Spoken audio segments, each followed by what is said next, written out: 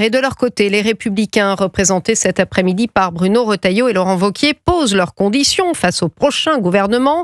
Mais entre la ligne fixée par le président du parti et ses députés, on a du mal à y voir clair, Maï-Hélène Trémollet.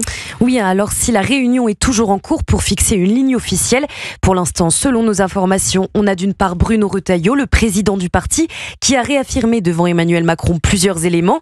D'abord qu'il est toujours radicalement opposé à la nomination d'un Premier ministre de gauche ou macroniste. Ensuite qu'il se prononce fermement contre un décalage de la réforme des retraites. Enfin, le ministre démissionnaire de l'Intérieur, pour qui le socle commun est mort, ne souhaite pas non plus que les Républicains participent au nouveau gouvernement.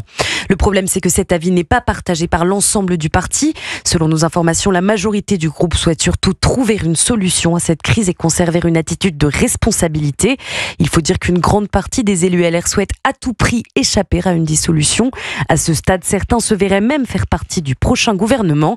Selon nos informations, plusieurs ministres démissionnaires comme Annie Genevard à l'agriculture, Yannick Neuder à la santé ou encore Philippe Tabarot au transport pourraient rester en poste dans la nouvelle équipe gouvernementale. Suspense donc, Maï-Hélène Trémollet du service politique de